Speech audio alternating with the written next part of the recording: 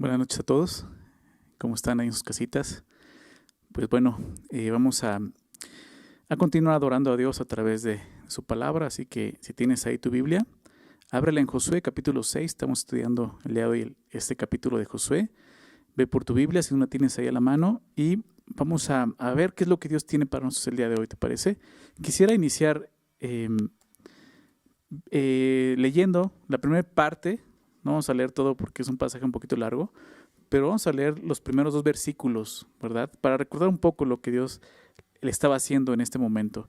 Dice así en Josué 6, versículo 1, dice así: Ahora Jericó estaba cerrada, bien cerrada, a causa de los hijos de Israel. Nadie entraba ni salía. Mas Jehová dijo a Josué: Mira, yo he entregado en tu mano a Jericó y a su rey con sus varones de guerra. Vamos a hacer una oración para que Dios nos guíe en este tiempo. ¿Me acompañan?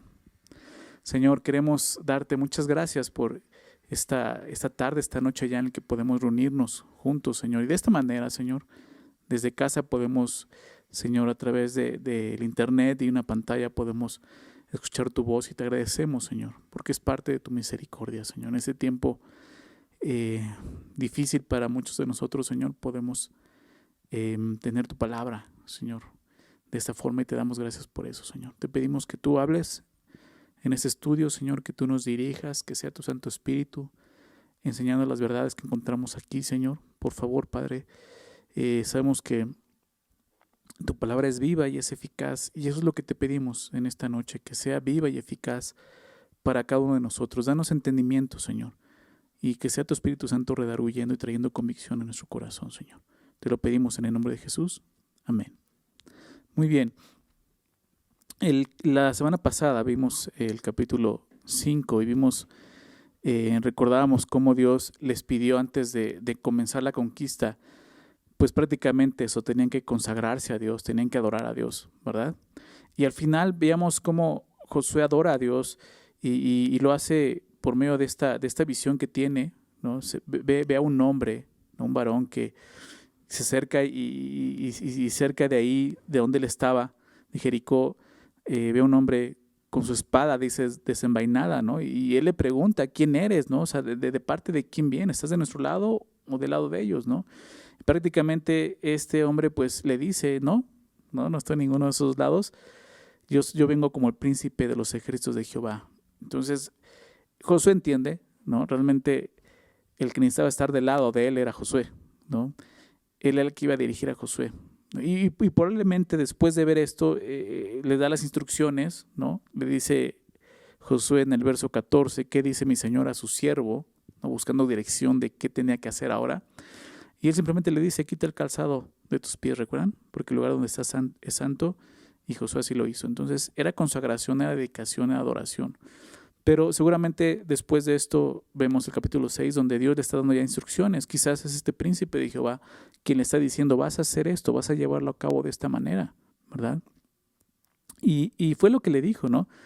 Y lo vemos en los primeros versículos. Muy interesante: yo he entregado en tu mano a Jericó y a su rey con sus varones de guerra, ¿verdad? Y más adelante le da otras instrucciones. Pero es donde estamos ubicados, ¿sí? Dios siglos atrás había prometido a Abraham darle esta tierra, ¿verdad? Era una promesa, la tierra prometida se conoce así porque es una promesa, la tierra que Dios había prometido para Israel, para Abraham y su descendencia. Y realmente en ese capítulo 6 al capítulo 12 vemos la conquista, cómo Dios entrega esta tierra. Y es lo que vamos a comenzar a ver el día de hoy. Y comienza con Jericó, precisamente. Y ve cómo los primeros versículos, cómo nos muestra que estaba Jericó. Dice: ahora, dice, Jericó estaba cerrada, ¿no? Dice, bien cerrada, lo recalca, bien cerrada, a causa de los hijos de Israel, ¿no? Claro, Jericó se dio cuenta que Israel, pues era un enemigo. Y después de ver todo lo que Dios estaba haciendo, pues un enemigo poderoso realmente. Pero ellos confiaban en su fortaleza. Por eso dice que estaban encerrados. Nadie entraba ni salía. Entonces Jericó estaba así totalmente cerrada. Era como un tipo de toque de queda, ¿no? Nadie podía entrar, nadie podía salir, ¿sí? Ahora sí que ellos les dijeron: quédate en casa, y se quedaron en casa, ¿verdad? Ellos sí cumplieron su cuarentena, ¿no? Dijeron, nadie sale y nadie entra, así, encerrados. Y esto muestra algo en Jericó, que realmente Jericó estaba bien fortificada por su muralla. O sea, una muralla, una ciudad bien fortificada, al grado de que ellos mismos se encerraban y se sentían seguros por eso. Pero también mostraba algo más. Sus habitantes pues confiaban mucho en eso, en su muralla.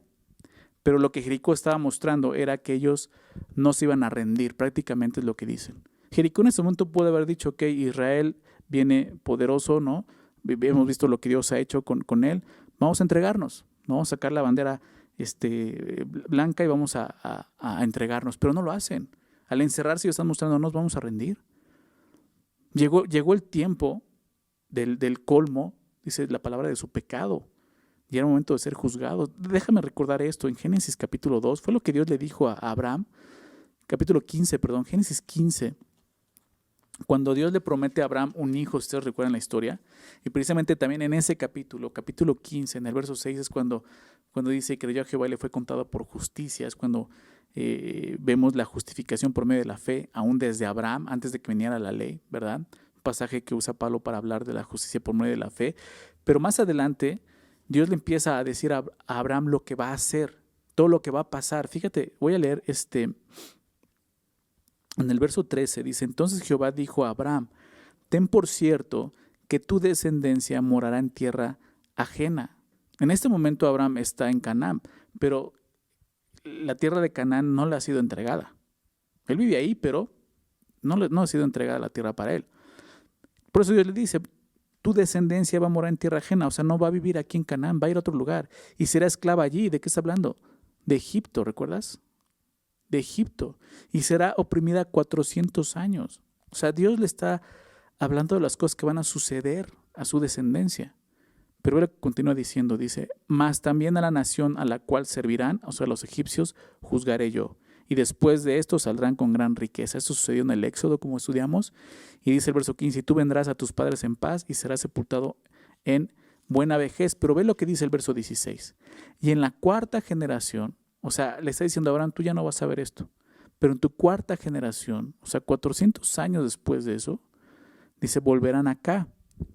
Su descendencia va a volver a la tierra de Canaán. Y dice, ¿por qué? Porque aún no ha llegado a su colmo la maldad del amorreo hasta aquí. Dios le está diciendo, todavía va a tener que pasar bastante tiempo, Abraham. Bastante tiempo al grado de que van a tener que ir a Egipto, van a ser esclavos ahí van a crecer, van a pasar 400 años, ¿verdad? O sea, no voy a juzgar yo a Canaán por su pecado, ¿por qué? Pues porque todavía tengo que hacerlo con ustedes. Y eso está mostrando paciencia también de Dios con este pueblo, porque aún no ha llegado a su colmo la maldad del amorreo hasta aquí. Pero en Josué ya llegó a su colmo la maldad del amorreo. Ya se cumplió lo que Dios le dijo a Abraham. Ya llegó el momento de juzgar a estas naciones. Esto es bien importante para poder entender el libro de Josué, la conquista, porque Dios envió a su pueblo a conquistar esta tierra de esta manera, ¿no? Poder entender que Dios estaba juzgando a estas naciones por su pecado. Que claro que les dio la oportunidad de arrepentirse. Hasta este momento, como te decía, Jericó podía en ese momento ver cómo Dios abrió el mar, el río Jordán, y pudieron pasar. Jericó pudo haber dicho, es que tenemos que rendirnos. Ellos, si tú recuerdas el capítulo anterior, el verso 1, nos decía que sus reyes estaban atemorizados, ¿verdad? Ellos, el capítulo 5, versículo 1, dice, cuando todos los reyes de los amorreos que estaban al otro lado del Jordán, al occidente, y todos los reyes de los cananeos que estaban cerca del mar, oyeron cómo Jehová había secado las aguas del Jordán delante de los hijos de Israel, hasta que hubieron pasado, desfalleció su corazón. Y no hubo más aliento en ellos delante de los hijos de Israel. Y es triste esto, porque desfallecen, no hay aliento, ¿verdad? Dicen, no vamos a poder, pero no se rinden. ¿No? Y es así. Vemos cómo Jericó, a pesar de todo, no se quiere rendir. Jericó representa a todos los que se hacen fuertes delante de Dios. Los que han endurecido su corazón y se hacen necios creyendo que pueden ganarle a Dios, cuando lo único que les queda es la rendición. ¿No? Así vemos a Jericó. Ahora, aparentemente, pues sí, lo que vemos es que Jericó era impenetrable, ¿no? Quizá la ciudad mejor protegida. Pero Dios le dijo a Josué que le había entregado todo lo que representaba una amenaza para Israel. ¿Te das cuenta? En el versículo le dice la ciudad, en el verso 2 les dice del capítulo 6, más Jehová dijo a Josué, mira, yo he entregado en tu mano a Jericó la ciudad, a su rey, ¿no? y a sus varones de guerra, a sus soldados. En estos primeros versículos vemos la promesa, entonces esta promesa de victoria, la victoria de Dios, ¿verdad? Josué y el pueblo solo debían de responder con fe, es lo que tenían que hacer. Si Israel destruía Jericó, ¿no? Con seguridad tomaría la tierra de Canaán. Porque Jericó, veámoslo de esta manera, Jericó era como la llave para conquistar toda la tierra de Canaán. La entrega de Jericó representaba la entrega de toda la tierra de Canaán. Es por eso que Josué no tiene que preparar ningún plan o alguna estrategia, porque Dios ya se las había entregado. Solamente tenían que confiar y hacer lo que Dios les estaba pidiendo que hicieran. Dios no le dijo a Josué, yo entregaré en tu mano a Jericó, ¿te das cuenta? No dice así. En el verso 2 dice, yo he entregado en tu mano a Jericó. O sea, es en un tiempo pasado, diciendo, ya lo hice. ¿Por qué? Porque para Dios esta era una realidad presente. Esta batalla ya había sido ganada. Pero para Josué aún no, ¿verdad? Josué dice, ok, tú dices que me la entregaste, pero yo no lo estoy viendo. Es por eso que Josué debía de actuar por fe, precisamente, porque la fe cree las cosas antes de verlas. Eso es la fe. Recordemos Hebreos capítulo 11, un capítulo que nos habla de fe, ¿verdad? Y comienza diciendo, Hebreos 11, versículo 1, es pues la fe la certeza, ¿verdad? La seguridad, una certeza de lo que se espera. ¿Sí? Es la seguridad de que aquello que estás esperando va a ocurrir, va a llegar. Es eso, la certeza de lo que se espera. Eso es la fe. La convicción, dice, de lo que no se ve. Estar convencidos de que lo que no puedes ver, ahí está y está sucediendo. Recuerda mucho este versículo que Pablo dice en Romanos 4, versículo 7, quizás recuerdas eso, está hablando de la historia de Abraham, ¿verdad? De cómo él creyó a Dios y su fe le fue contada por justicia y cómo fue solamente por fe. Y dice Romanos 4, verso 17, como está escrito, dice, te he puesto por padre de muchas gentes, está hablando de Abraham. ¿Recuerdas? Él no tenía hijos y le dan esa promesa. Te he puesto por padre de muchas gentes, delante de Dios, dice. Pero es lo que dice hablando de Dios, a quien creyó, o sea, a Abraham le creyó a Dios. Dice, el cual Dios da vida a los muertos. ¿Verdad? El día de hoy mucha gente no cree esto. No cree esto, que Dios puede darle vida a los muertos. Pero la Biblia dice eso. El cual da vida a los muertos. Fíjate lo que dice al final, y llama las cosas que no son como si fuesen. Y es lo que está haciendo con Josué. Le está diciendo algo que no ha sucedido. Yo ya te lo he entregado. Porque para Dios ya sucedió. Pero nosotros tenemos que responder por fe a eso. Confiar en lo que Dios está diciendo. Esa es la fe. La fe no es superstición, no es un buen deseo. Es realmente creer lo que Dios ya dijo. Josué, al igual que nosotros, debía de entender que la clave para la victoria era esta, confiar y obedecer sin importar lo extraño que fuera lo que Dios le estaba pidiendo. Eso vive por fe. Y nosotros como hijos de Dios y creyentes estamos llamados a vivir por fe. Si tú has sido justificado por medio de la fe en Jesucristo, recuerda este versículo. En Romanos capítulo 1 dice que el justo por la fe vivirá, ¿verdad? El justo por la fe vivirá. Si tú has sido justificado, ahora lo que te espera es una vida de fe, confiando en Dios, no en lo que ves con los ojos terrenales, sino en lo que Dios está diciendo. Fíjate en las instrucciones que Dios le da a Josué. Dice, rodearéis pues la ciudad todos los hombres de guerra, yendo alrededor de la ciudad una vez, y esto haréis durante 6 días. Y 7 sacerdotes llevarán 7 bocinas de cuernos de carneros delante del arca. Y al 7º día daréis 7 vueltas a la ciudad, y los sacerdotes tocarán las bocinas. Y cuando toquen prolongadamente el cuerno de carnero, así que oigáis el sonido de la bocina, todo el pueblo gritará a gran voz. Y el muro de la ciudad caerá. Entonces subirá el pueblo, cada uno derecho, hacia adelante. El plan que Dios les da aparentemente no tiene sentido, ¿verdad? Es extraño, ¿no? Primero ordena que el ejército marche en silencio alrededor de Jericó por 6 días consecutivos, una vuelta al día, es lo que tienen que hacer. Solo las trompetas de los sacerdotes habían de escucharse. En el 7º día, ellos debían de dar, no una vuelta, 7 vueltas a la ciudad, ¿verdad? Y en la última vuelta, a la orden de Josué, todos debían de dar un grito. Y entonces el muro de la ciudad caería. O sea, tú y yo conocemos la historia. Sabemos qué es lo que sucede. Se cumple lo que Dios dice, ¿verdad? Pero también tenemos que ver algo. O sea, Josué hace lo que Dios le pide. Dios puede pedirnos cosas sin sentido, cosas que puede decir, ¿cómo va a pasar eso? ¿Verdad?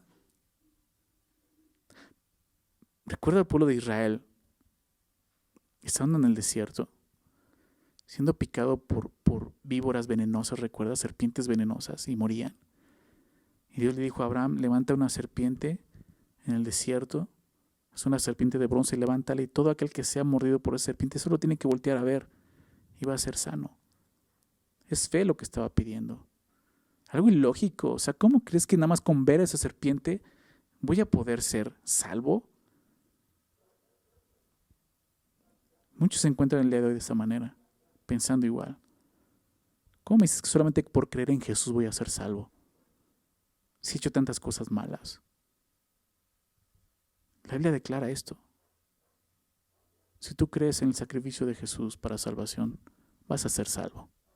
Eres salvo. ¿Por qué? Porque es fe. Para nosotros puede ser para ti algo ilógico decir, esa instrucción es ilógica. Pero la Biblia, Dios dice eso, solamente tienes que creer. La justificación solamente es por fe. Josué tenía que obedecer a Dios por muy extrañas que fueran sus instrucciones. Él tenía que hacerlo. Imagínate, o sea, estar haciendo todo esto. El pueblo puede haber dicho, ok, Josué, ¿por qué tantas vueltas? ¿Por qué esto? O sea, ¿por qué tenemos que hacer? O sea, ¿qué estaba pasando por sus cabezas, ¿no? Por sus mentes, ¿no? Pero ellos están obedeciendo a Dios. ¿Sí? Además, algunos datos interesantes, ¿no? Los sacerdotes debían de ir, lo que dice Dios, debían de ir al frente, cuando en realidad los sacerdotes ni siquiera iban a la batalla. Los que debían de ir al frente eran los soldados, ¿verdad? Y algo que también es extraño es que el arca del pacto nunca sería llevada a la batalla, pero ellos tenían que llevar el arca de pacto a la batalla, ¿no? Si tú recuerdas eso, o sea, nunca un rey cuando decidió llevar el arca, ¿no? Porque iba perdiendo con los filisteos, ¿recuerdan qué pasó? Perdieron y hasta perdieron el arca del pacto. O sea, el arca no tenía que estar en la batalla, pero aquí Dios le dice, tienes que llevar el arca y los sacerdotes. ¿Qué es lo que Dios quería mostrar en esta batalla? O sea, tenemos que preguntarnos por qué tantas cosas extrañas. O sea, si hay cosas que Dios quiere enseñar.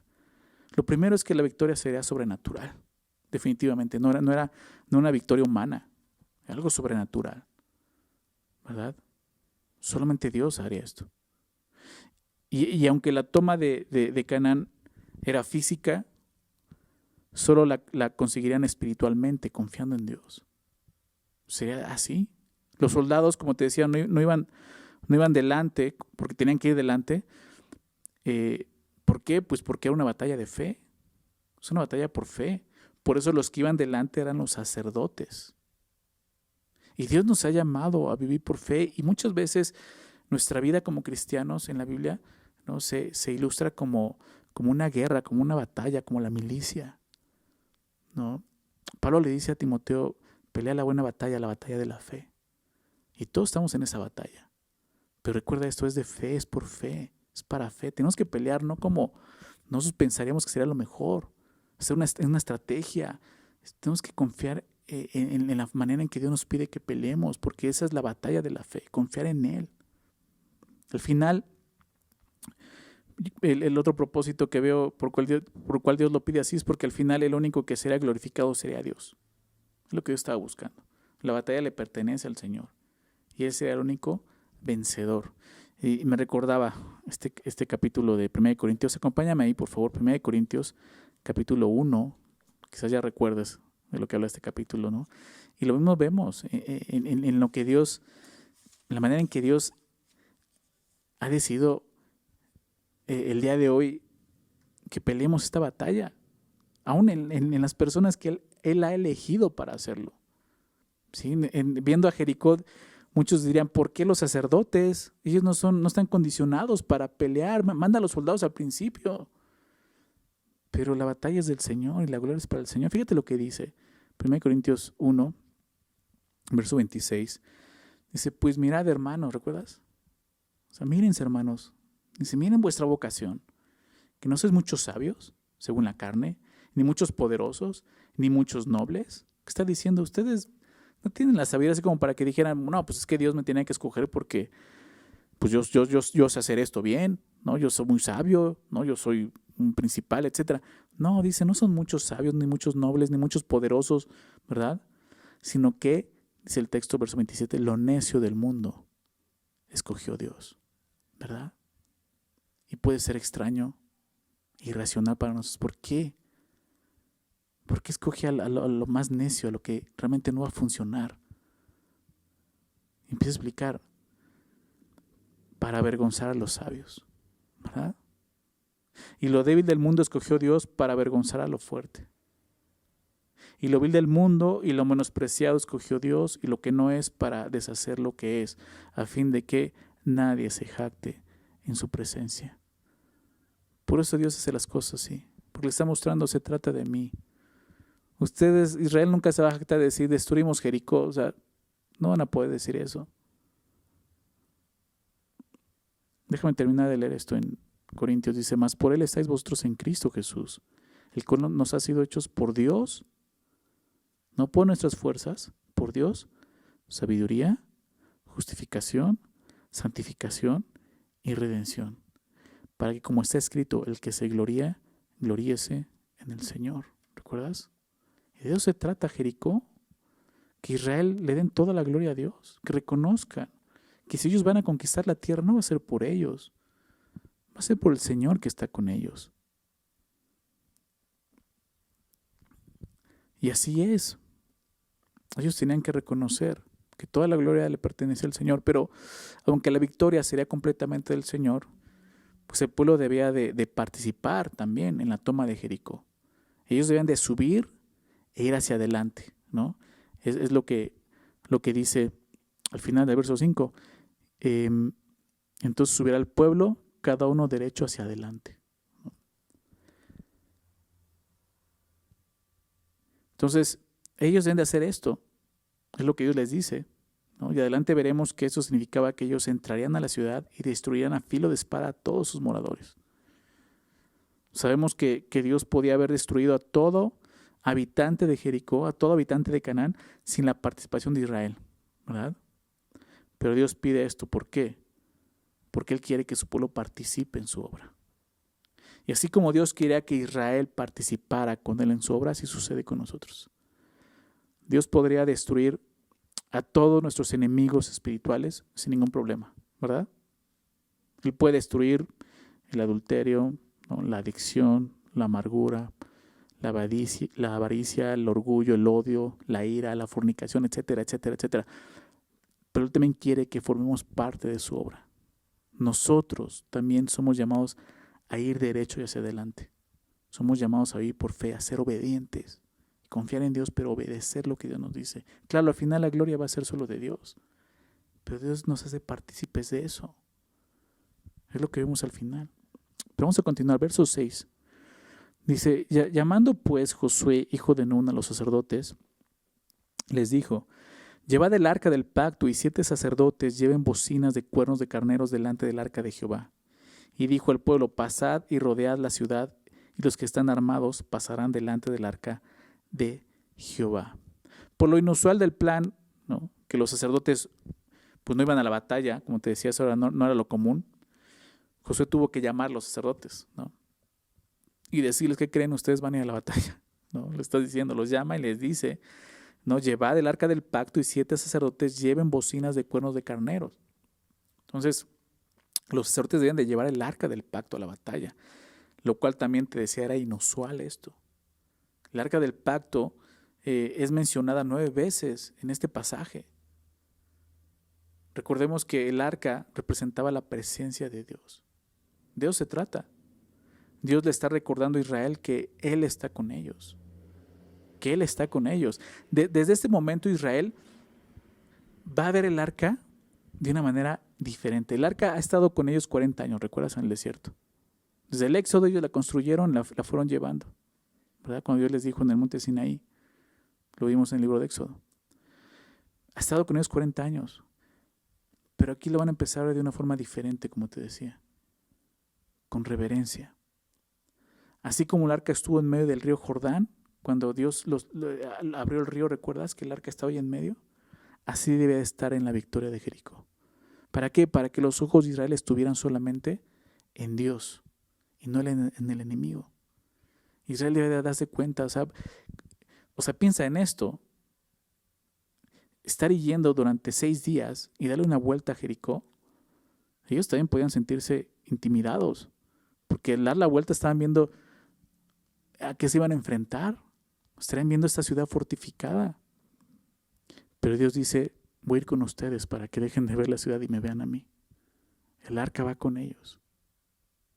Y como te decía, los ojos de ellos tienen que estar solamente en el arca. Ahora habla de 7 sacerdotes, ¿verdad? Con 7 trompetas, ¿no? Y es esto, el número 7 en la Biblia representa plenitud, algo que se ha completado. Algunos opinan que los 7 sacerdotes llevando 7 trompetas durante 7 días significa que el juicio y la conquista serían completos. Pero sobre todo, serían de Dios, ¿verdad? Dios iba a traer esto, una conquista perfecta, si ellos eran obedientes. Si hacían lo que Dios estaba pidiendo, 7 sacerdotes, 7 cuernos, 7 días, Dios iba a completar lo que había prometido. Vamos a ver lo que sucede, qué es lo que pasa ahora en el verso 8. Y así que Josué hubo hablado al pueblo, los 7 sacerdotes, llevando las 7 bocinas de cuerno de carnero, pasaron delante del arca de Jehová y tocaron las bocinas, y el arca del pacto de Jehová los seguía. Y los hombres armados iban delante de los sacerdotes que tocaban las bocinas, y la retaguardia iba tras el arca mientras las bocinas sonaban continuamente.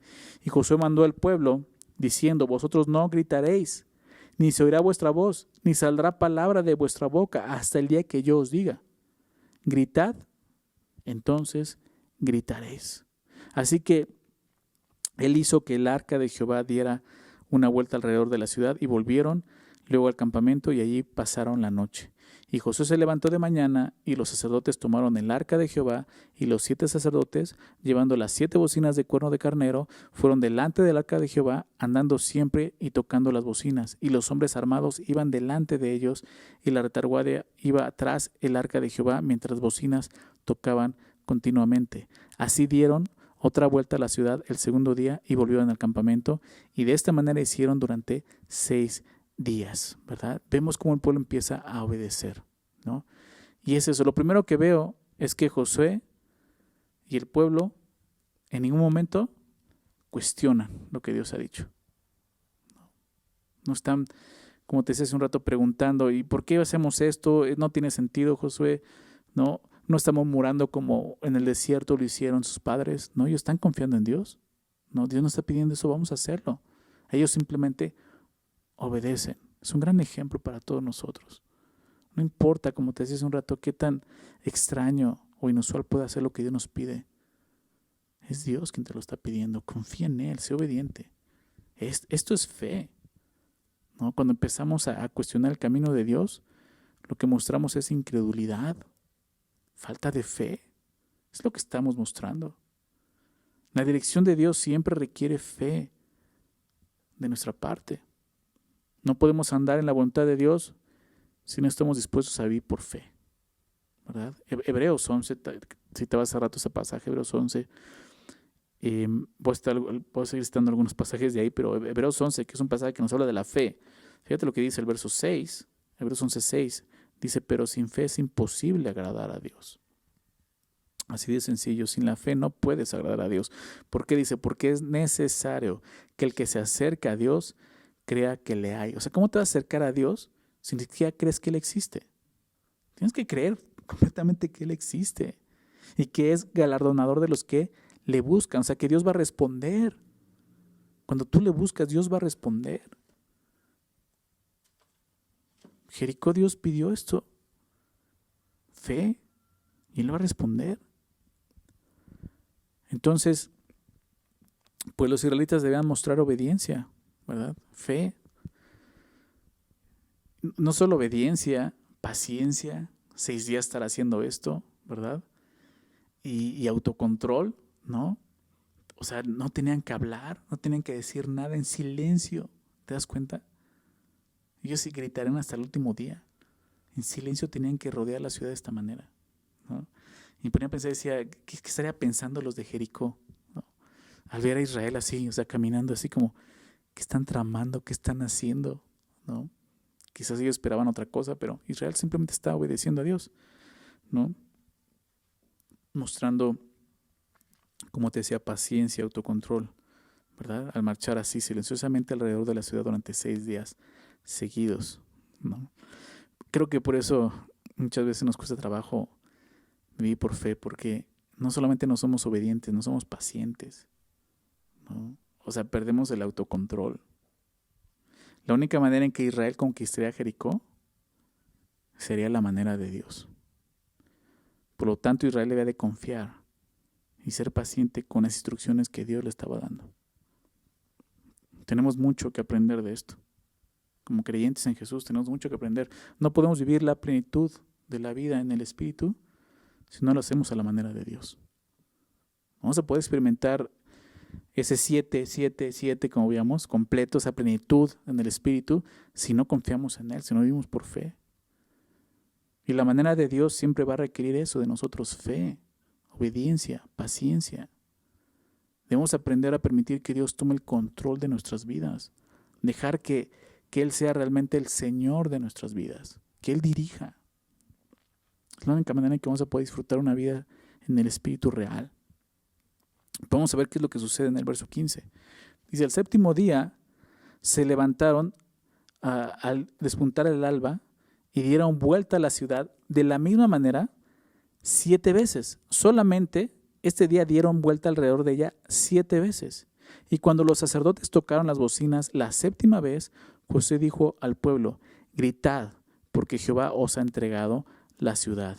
Y será la ciudad anatema a Jehová, con todas las cosas que están en ella. Solamente Rahab la ramera vivirá con todos los que estén en casa con ella, por cuanto escondió a los mensajeros que enviamos. Pero vosotros guardaos del anatema, ni toquéis ni toméis algunas cosas del anatema, no sea que hagáis anatema el campamento de Israel y lo turbéis. Mas toda la plata y el oro y los utensilios de bronce y de hierro sean consagrados a Jehová y entren en el tesoro de Jehová. Entonces el pueblo gritó y los sacerdotes tocaron las bocinas, y aconteció que cuando el pueblo hubo oído el sonido de la bocina, gritó con gran vocerío y el muro se derrumbó. El pueblo subió luego a la ciudad, cada uno derecho hacia adelante, y la tomaron y destruyeron a filo de espada todo lo que en la ciudad había, hombres y mujeres, jóvenes y viejos, hasta los bueyes, las ovejas y los asnos. Esto es lo que sucede, ¿verdad? Vemos cómo Israel al final obedece. Pasaron 6 días, el último día hace lo que Dios les dijo, dar 7 vueltas. En la última vuelta Josué les dice, ahora griten, ¿no? Y los muros caen, ¿verdad? ¿Qué fue lo que sucedió? Quién sabe, algunos dicen fue un terremoto que Dios permitió. Sí, quizás fue un terremoto en ese momento, ¿verdad? Que Dios permitió. Dicen, fueron los gritos de Israel que destruyeron, ¿no? La frecuencia de sus gritos afectó el muro y hizo que cayera. ¿Quién sabe? A lo mejor sí, ¿no? Pero lo que pasó es que Dios los destruyó, ¿verdad? Por fe, simplemente. Los muros cayeron no por la estrategia de Israel, no por su fuerza, no por su ejército, sino por su fe. Hebreos, nuevamente, Hebreos 11, Verso 30, déjame citarlo. Hebreos 11:30 dice, por la fe cayeron los muros de Jericó después de rodearlos 7 días. Muchos buscan eso. ¿Por qué cayeron? ¿De qué forma? ¿Qué fue lo que hizo? Algo físico, ¿no? Un temblor, como te decía, ¿no? Los gritos. La Biblia dice esto, por la fe, ¿no? La fe hizo derrumbar estos muros. Piensa en eso. La fe puede derrumbar cualquier muro que se esté interponiendo entre tú y Dios. Solo tienes que creer. El texto dice que esta ciudad, algo interesante dice, sería anatema a Jehová, ¿verdad? Es lo que les dice. La ciudad será anatema. Solamente Rahab, ¿no?, le hace la distinción. Ahorita vamos a hablar de eso, lo vamos a retomar más adelante en el verso 22 en adelante. Pero dice, la ciudad será anatema. ¿Qué significa esto? Comúnmente la palabra anatema ya en el Nuevo Testamento habla de maldito, ¿no?, por Dios, una maldición por Dios. Pablo dice que se hace anatema, no con tal de que el pueblo judío fuera salvo. Pero el sentido aquí en el Antiguo Testamento, el anatema era una consagración a Dios, ¿verdad? Muy interesante porque significa que la ciudad estaba dedicada a Dios, a la destrucción. O sea, aún la destrucción del impío es una ofrenda para Dios. Ese es el anatema, es algo consagrado para Dios. Y lo que dice el texto es que todo el botín de la ciudad debe ir al tesoro del Señor, ¿verdad? Qué interesante es eso también, porque es la primera ciudad, ¿no?, ya en la tierra de Canaán, es la primera ciudad que ellos están conquistando. Y la primera ciudad que los israelitas conquistan, pues lo que vemos aquí es que pertenece al Señor. Lo que Dios le está mostrando y enseñando, eso me pertenece como primicia de la conquista, ¿no? Las primicias, ¿no? El Antiguo Testamento en la ley hablaba de las primicias, ¿sí? Y es lo que Dios le está enseñando ahora, también en esto. Decía el pastor Warren Wiersbe, hablando de esto, decía, los soldados comunes compartían los despojos de guerra, pero no en Jericó, porque todo le pertenecía al Señor y fue puesto en su tesoro. Israel debe entender eso. A Israel se le permitiría conservar el botín de la siguiente ciudad que conquistara, pero las primicias pertenecen al Señor y no deben de olvidar eso, aún en esto, en la guerra. Ahora, como creyentes nosotros en Jesucristo sabemos que todo le pertenece al Señor, ¿verdad? Toda nuestra vida le pertenece al Señor. Él nos compró para Él pagó un precio para que fuéramos suyos. Por lo tanto, todo lo que somos y hacemos le pertenece a Él. Pero podemos tomar esto como un ejemplo en nuestras vidas. Comúnmente cuando pensamos en las primicias, pensamos en el fruto de nuestro trabajo, ¿verdad? De nuestra labor, ya sea en dinero o en especie. Pero lo que vemos aquí es la primicia de la conquista. Así que busquemos qué otras primicias podemos darle al Señor. Por ejemplo, son cosas que hacemos. El primer día de la semana, el domingo, nos reunimos porque es lo primero, es para el Señor. Venir a la iglesia, pasar tiempo con tu familia y recordar lo que Dios te habló, lo que Dios te dijo. El primer día de la semana, los primeros minutos del día, ¿no? Toma ese tiempo para buscar al Señor en tu casa. Dale ese tiempo al Señor. Lo primero es de Él, le pertenece a Él. Como vemos aquí, no solamente el dinero, como estamos hablando, la especie, tu tiempo, tu esfuerzo, dáselo al Señor. Ahora el texto también nos dice cómo fue que Israel destruyó a los habitantes de Jericó. Fíjate lo que dice el verso 21. Y destruyeron a filo de espada todo lo que en la ciudad había. ¿Qué significa filo de espada? Pues a muerte, lo que está hablando, filo de espada. Dice hombres y mujeres, jóvenes y viejos, hasta los bueyes, las ovejas y los asnos, todo tenían que destruirlo. Se escucha fuerte esto, ¿no? Dios ya les había dicho esto, que deben de deshacerse de los moradores de Jericó. Déjame recordar esto en el libro de Números. Si quieres acompañarme a Números 33 y da una de las razones del por qué les pidió esto.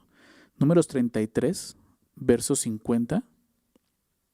Número 33, 50 dice, y habló Jehová a Moisés, esto se lo dijo a Moisés, en los campos de Moab, junto al Jordán, frente a Jericó, ¿verdad? Diciendo, habla a los hijos de Israel y diles, cuando hayáis pasado el Jordán, entrando en la tierra de Canaán, echaréis de delante de vosotros a todos los moradores del país, y destruiréis todos sus ídolos de piedra y todas sus imágenes de fundición, y destruiréis todos sus lugares altos, y echaréis a los moradores de la tierra, y habitaréis en ella. Dice, porque yo os la he dado para que sea vuestra propiedad. Y heredaréis la tierra por sorteo por vuestras familias.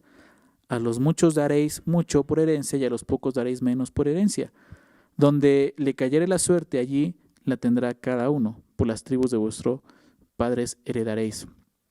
Y si no echaréis a los moradores del país delante de vosotros, sucederá que los que dejareis de ellos serán por aguijones en vuestros ojos y por espinas en vuestros costados, y os afligirán sobre la tierra en que vosotros habitaréis. Dice, además haré a vosotros como yo pensé hacerles a ellos. Entonces Dios les dice, tienen que destruirlos. ¿Por qué? Porque si no, ellos van a ser un fastidio para ustedes, ¿verdad? ¿Por qué? Porque esos hombres no estaban arrepentidos. Porque esos hombres no querían servir a Dios, ¿verdad? Iban a ser un tropiezo para Israel. Ellos tenían que destruir todo. Aún Dios les dijo, si no lo hacen, yo los voy a destruir a ustedes. Yo voy a castigarlos, voy a disciplinarlos por esto. Entonces, es lo que les dice. Dios ya les ha hablado acerca de esto. Tienen que destruirlos. Tienen que terminar con ellos, porque si no, ellos van a terminar con ustedes. Y eso sucede en nuestras vidas también. Si nosotros no destruimos, ¿no?, el pecado, eso representa también los moradores, porque eran paganos, idólatras, vivían en pecado, no honraban a Dios. Si nosotros no destruimos el pecado completamente, al final el pecado nos va a destruir a nosotros. Decía Matthew Henry, si no expulsamos el pecado nos expulsará. Si no somos la muerte de nuestras concupiscencias serán la muerte de nuestras almas. Entonces tenemos que, como creyentes, entender lo que Dios le está enseñando aquí al pueblo. Tienen que terminar con ellos. Así sucedió con Josué, ¿no? La victoria ya es nuestra, sin embargo debemos destruir el pecado para que el pecado no nos destruya. Es lo que Dios le está diciendo, yo ya te di la nación, yo voy a destruir sus murallas, su fortaleza, pero tienes que entrar y destruirlos. Y así es, Dios nos ha dado, le dio libertad del pecado, ya nos enseñorea de nosotros, ya no somos esclavos, pero todos los días nos tenemos que ir y destruirlo, ¿verdad? Eso es lo que nos recuerda esto. Ahora, muchos juzgan ese tipo de acciones de parte de Dios. ¿Cómo un Dios, le preguntan ellos, cómo un Dios de amor envió a su pueblo a destruir a toda una nación de esta manera? Pero este pensamiento viene de corazones que no conocen a Dios, definitivamente. No solo no conocen la palabra, no conocen la historia, no conocen el corazón de Dios. Para empezar, Dios es amor, sí, pero también es santo y es justo. Y el pecado ofende y atenta contra su santidad. Y Dios es justo, no va a permitir eso, va a traer un juicio por eso. Y eso es lo más increíble, cómo un Dios de amor puede mostrar esa justicia. La cruz de Cristo muestra eso. Los pueblos de Canaán, recordemos algo, eran idólatras. Y sus prácticas eran abominables. Abominables. Nuestra sociedad tristemente no está lejos el día de hoy de esas cosas, pero estaba el incesto, la homosexualidad, la bestialidad. ¿Sabes qué significa eso? Hombres no metiéndose con animales sexualmente. Y de lo más espantoso, sacrificios de infantes. Sacrificaban a sus hijos. O sea, todo esto, la gente que juzga a Dios no se da cuenta de lo que estaban haciendo. Y Dios soportó estos pecados durante muchos siglos, como vimos. Y Canaán no se arrepintió. Al final tuvieron lo que merecían, la condena por su pecado. El juicio de Canaán debe de recordarnos dos cosas. Dios es paciente, pero al final es justo y traerá juicio, ¿verdad? Va a traer juicio y va a condenar a los que no se arrepientan de su maldad. Sí, Dios es paciente, pero también es justo. Recuerda esto. Deja de juzgar a Dios. Nosotros no somos llamados a juzgar a Dios, lo que Él hace. Somos llamados a arrepentirnos. Deja de juzgar a Dios y arrepiéntete. La mayoría de las personas que escucho decir eso de que es que como me hablas de un Dios de amor cuando hizo todo eso, es gente que no quiere arrepentirse de sus pecados. Es gente que está igual que esas personas. Y tristemente, si no se arrepiente, van a ser juzgadas igual que ellos. Todos hemos pecado. Todos hemos pecado. Y delante de Dios, de este Dios santo, no tenemos argumentos para defendernos, ni siquiera nosotros mismos. Menos defender a un pueblo como los cananeos. Además, esta no era la guerra de Josué e Israel. Era la guerra de Dios contra el pecado de las naciones paganas de Canaán. Israel solo fue el instrumento que Dios usó para traer juicio a estas naciones.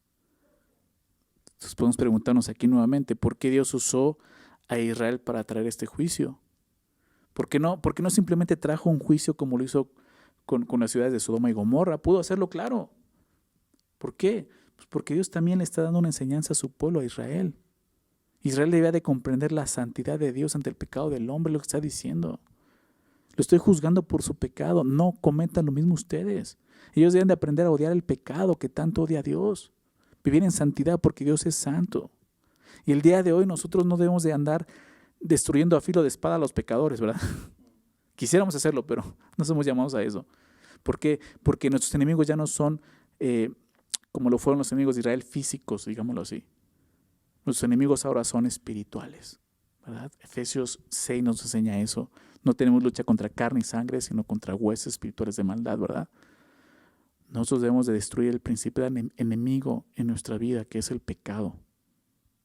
Y todo aquello que nos impide ser santos como Dios es santo. Acompáñenme, por favor, vamos a ver un pasaje en 2 de Corintios, capítulo 10. 2 de Corintios 10. Podemos aprender mucho acerca de lo que Pablo nos habla aquí y recordando esto, lo que sucedió en Jericó. Fíjate, 2 de Corintios 10. Voy a leer desde el verso 3. Dice así: pues aunque andamos en la carne, no militamos según la carne, ¿no? Dice Pablo, o sea, lo que estamos viendo, o sea, estamos en este mundo, en un mundo físico, ¿verdad? Pero nuestra pelea no es física. Ya no es como Israel con Israel. Nuestra pelea ahora es espiritual. Aunque andamos en la carne, no militamos, no peleamos, ¿verdad? No ejercemos la milicia según la carne. Dice, ¿por qué? Verso 4, porque las armas de nuestra milicia no son carnales, sino poderosas en Dios para la destrucción de fortalezas. ¿Te das cuenta de eso? Porque ahora tus armas son diferentes. Tus armas ya no son carnales, son poderosas en Dios. Es triste ver a hijos de Dios creyentes que siguen batallando y tratando de hacer las cosas en sus fuerzas, en su carne, peleando en el terreno de la carne cuando ya tienen al Espíritu de Dios, tienen armas poderosas en Dios. Y como dice poderosas, dice para la destrucción de fortalezas. Jericó nos recuerda eso, una fortaleza. Y Dios nos ha provisto de todo en nuestra vida en el Espíritu para poder destruir esas fortalezas que no nos dejan acercarnos a Dios, que nos estorban el pecado, la soberbia, el orgullo, la altivez. Fíjate lo que dice. Derribando argumentos y toda altivez que se levanta contra el conocimiento de Dios. Derribando argumentos y altivez, ¿verdad? El día de hoy nuestras armas, como te decía, nuestros enemigos ya no son carnales, ya no son físicos. Son este tipo de cosas, argumentos, altivez, soberbia, fortalezas de esta manera. Dice, todo eso lo puedes derribar. ¿Cómo? Llevando cautivo todo pensamiento a la obediencia a Cristo. No estamos hablando de otras personas, estamos hablando de nosotros mismos. Tienes que empezar por tu pensamiento, por tu mente. Lleva cautivo tu pensamiento a la obediencia a Cristo. Vive por fe. Cree lo que Dios dice. Que tu pensamiento, esos pensamientos que son carnales, que no son espirituales, los puedas tomar y llevarlos a Cristo, a la cruz. Obedecer. Decir, esto no es lo que Dios quiere para mi vida. Soy una persona ahora espiritual. He nacido de nuevo. Lo que significa nuevo nacimiento espiritualmente. Ya no tengo por qué vivir en la carne, tratando de ganar, ¿no?, un argumento en la carne, peleándome, ¿no? Sacando rencor, odio, amargura, cosas que tengo guardadas, ¿no? Con un familiar tuyo. Esa no es la manera, es espiritual, tienes la oración. ¿Recuerdas Efesios 6? Ponte la armadura de Dios. Llevando cautivo todo pensamiento de la obediencia a Cristo, dice, y estando prontos para castigar toda desobediencia. ¿Cuándo? Dice el verso 6. Cuando vuestra obediencia sea perfecta. Cuando tú empiezas a vivir por fe realmente obedeciendo a Dios, vas a tener toda la capacidad espiritual para poder exhortar y animar a otros a hacer lo mismo. Porque si no, tu exhortación va a ser carnal. Y en lugar de destruir, ¿no? Vas a dejar que esas fortalezas sigan fortaleciendo más. Jericó nos recuerda esto como creyentes. Hay fortalezas que para nosotros en la carne son imposibles de destruir. Pero con la ayuda de Dios, siendo obedientes a Él, vamos a tener esa victoria. Vamos a regresar a Josué 6, vamos a ver la última parte. Dice el verso 22. Mas Josué dijo a los 2 hombres que habían reconocido la tierra: entrad en casa de la mujer ramera y haced salir de ahí a la mujer y a todo lo que fuere suyo, como lo jurasteis. Y los espías entraron y sacaron a Rahab, a su padre, a su madre, a sus hermanos y todo lo que era suyo. Y también sacaron a toda su parentela y los pusieron fuera del campamento de Israel. Y consumieron con fuego la ciudad y todo lo que en ella había. Solamente pusieron en tesoro de la casa de Jehová la plata y el oro y los utensilios de bronce y de hierro. Mas Josué salvó la vida de Rahab, la ramera, y a la casa de su padre y a todo lo que ella tenía. Y habitó ella entre los israelitas hasta hoy, por cuanto escondió a los mensajeros que Josué había enviado a reconocer a Jericó. Entonces vemos otra vez qué sucede con Rahab. ¿Recuerdas el capítulo 2? 2 espías fueron a espiar la tierra y Rahab los guardó para que pues, no los descubrieran, los asesinaran. Y ellos le prometieron, ok, vamos a salvarte también a ti de esa forma, ¿no? Y vemos aquí cómo Dios cumple su palabra, salva a Rahab, ¿no? Recordemos, Rahab vivía en el muro de la ciudad, ¿no? Para que la pudieran identificar, ella debe de colgar un cordón de grana en su casa, ¿recuerdas? Y llevar a su familia adentro para que fueran salvados también. Pero lo que estamos viendo es que lo primero que cayeron fueron los muros, ¿verdad? ¿Cómo pudo salvarse Rahab y su familia si ella vivía en el muro? Bueno, algunos registros arqueológicos, ¿no? Muestran que en algunas excavaciones han encontrado que una parte del muro no cayó junto con toda la muralla.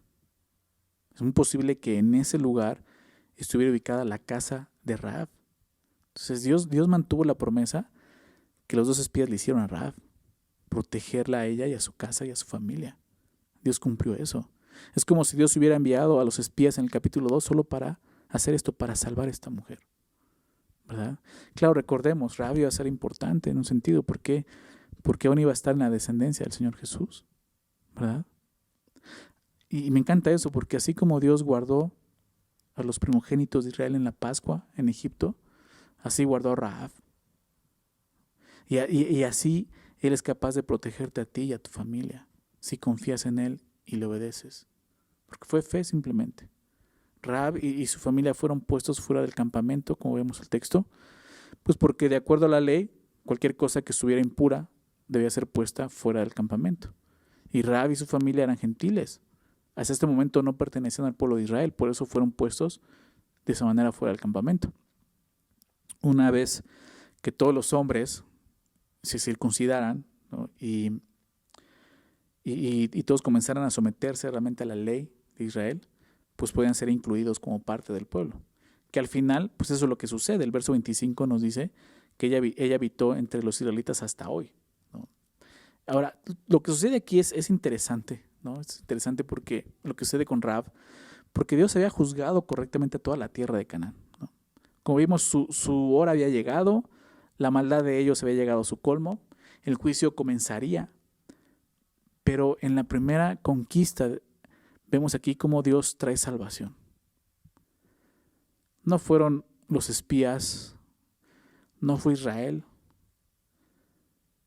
fue Dios quien trajo salvación. Aunque no es tan claro, el texto nos muestra que la salvación vino de parte de Dios. Rahab fue salvada igual que todos nosotros. por medio de la fe en el Señor. ¿Cómo sabemos esto? Hay algunas cosas que lo demuestran. Déjame decirte por lo menos 4 cosas que veo. Dios es quien destruye los muros, ¿verdad? Por lo tanto, Él es el quien salva a Rahab. No fueron los israelitas, ¿verdad? Fue Dios, porque la salvación solo puede ser ejecutada por Dios. Fue Dios quien salvó a esta mujer y a su familia, solamente. ¿Sí? El cordón de grana, ¿no? Otra cosa, el cordón de grana que ella pone, que le dicen los espías, pon el cordón de grana y así vamos a identificar tu casa, era un recordatorio, ¿verdad? De la sangre. Esa sangre que fue puesta en el dintel de la puerta en la Pascua. Para los judíos era eso, recordar eso. Para nosotros es un recordatorio de la sangre de Cristo. El Cordero de Dios que quita el pecado por medio de la fe. Lo mismo que estaba pasando. Por eso decía, ella fue salva igual que nosotros, por fe. Ahora el texto dice que Josué salvó la vida de Rahab, la ramera. Dice el verso 25, mas Josué salvó la vida de Rahab, la ramera. Recordemos que el nombre de Josué significa Jehová es salvación o Jehová salva, ¿verdad? Y es una transliteración del nombre griego que es Jesús, precisamente. Entonces realmente es Dios salvando a Rahab, la ramera. Y me gusta que lo deja nuevamente así, Rahab, la ramera. ¿Qué está diciendo? La pecadora, ¿verdad? Porque es Dios salvando al pecador, no al justo.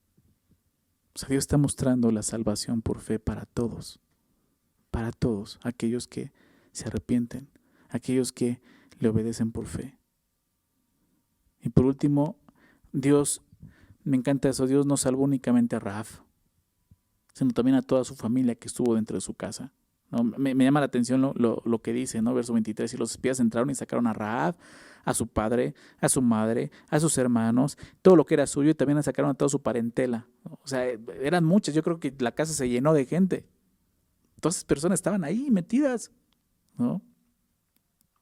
Y me gusta eso. Ahora, esto no quiere decir que, como muchos piensan, que la salvación es familiar, ¿verdad?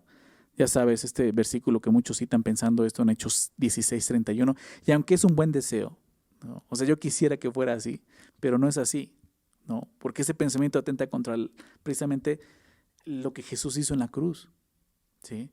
La salvación es familiar. Muchos citan este versículo, te iba a decir, de Hechos 16:31, cree en el Señor Jesucristo y serás salvo tú y tu casa. Pero eso se lo dijo a una persona en particular, ¿verdad? El apóstol Pablo se lo dice a una persona en particular, que Dios ya le ha mostrado algo, ¿sí? Pero eso no está diciendo que si tú crees, toda tu casa va a creer, ¿no? ¿Por qué? Porque la salvación es personal, cada persona tiene que arrepentirse y creer. Eso fue lo que pasó con la familia de Rahab también. La familia de Rahab fue salvada porque compartieron la fe de Rahab. Ellos entraron en la casa de Rahab por fe. Nadie los obligó. La casa de Rahab para ellos representó la salvación. La familia de Rahab pudo confiar en la seguridad de los muros, como muchos del pueblo. Han dicho, no, ya cómo meter ahí. Tenemos los muros, Rahab, no estás viendo, tenemos un gran ejército. Pero ellos confiaron en eso, ¿verdad? Confiaron en la seguridad de la casa de Rahab y decidieron entrar a la casa creyendo y confiando en el Señor. Imagínate, o sea, ellos, obviamente Rahab y su familia no conocían las instrucciones que Dios le había dado a Josué, ¿verdad? Ellos simplemente les dijeron, ¿sabes qué? Métanse a la casa. Y pasó un día y ven que viene el ejército de Israel y da una vuelta y están ahí metidos, ¿no? Esperando a que pase algo, no sucede nada. Y viene el segundo día y pasa lo mismo, y el tercer día, y cuarto día, y quinto día. Quizás en esos días algunos salieron y dijeron, ¿sabes qué? Aquí no va a pasar nada. No tuvieron fe. Pero realmente mostraron fe al estar ahí hasta el séptimo día, hasta que sucede esto. Entonces este pasaje también nos recuerda la salvación. Y es así, por medio de la fe en Jesús. Creer que Dios es quien puede salvarnos. Vamos a terminar, versos 26 y 27. Dice, en aquel tiempo hizo Josué un juramento diciendo, maldito delante de Jehová el hombre que se levantare y reedificare esta ciudad de Jericó. Sobre su primogénito eche los cimientos de ella y sobre su hijo menor asiente sus puertas. Estaba pues Jehová con Josué y su nombre se divulgó por toda la tierra. Entonces termina con dos cosas. Habla de una maldición. Josué maldice, ¿no? Y dice esto, ¿no? La maldición, pues dice, maldito delante de Jehová el hombre que se levantare y reedificare esta ciudad de Jericó. La maldición no se aplicaba necesariamente a eso, a volver a construir Jericó, sino a fortificar la ciudad como base militar. Está hablando de eso. Más tarde, es triste, pero más tarde en Reyes, en el libro de Reyes, primero de Reyes 16, lo puedes leer en casa, ya no nos da tiempo de verlo ahorita, pero y él de Betel trató de reedificar las murallas de la ciudad de Jericó, y esto le costó la vida de sus 2 hijos. Realmente se cumple esa maldición.